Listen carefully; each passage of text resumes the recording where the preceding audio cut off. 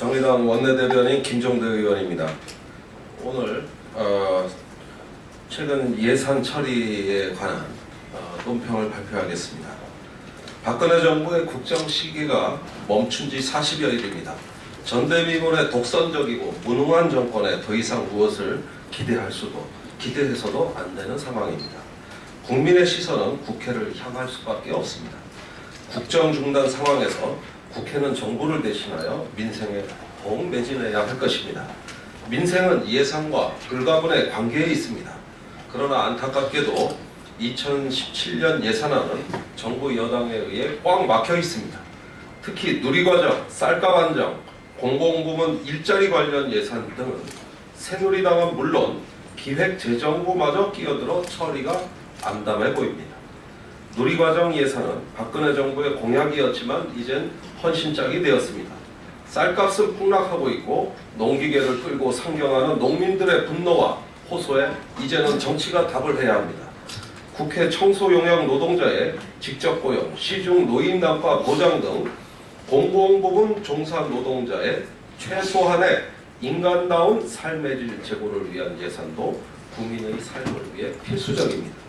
정부 여당은 세입 부족을 이유로 민생 예산을 증액하지 않겠다고 합니다.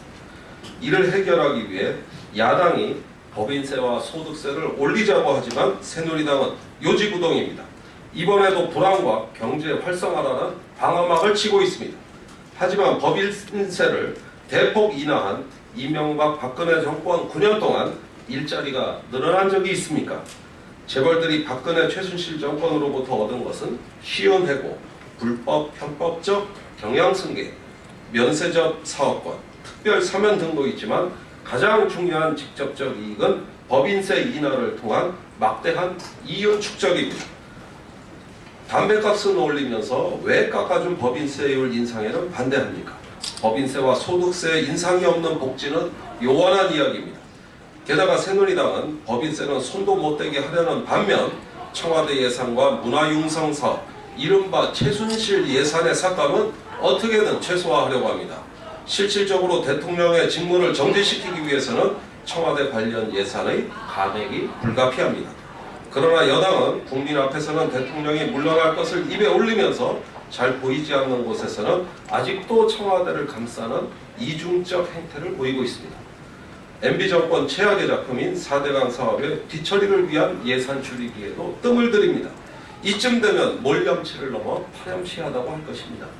정의당은 정부에 강력히 요구합니다. 정권이 포기한 민생을 국회에 맡기십시오. 새누리당에 촉구합니다. 야당이 민생을 책임질 방안을 내놓았으면 당략이 아닌 국민을 위한 성찰의 기회로 삼고 적극 협조하십시오.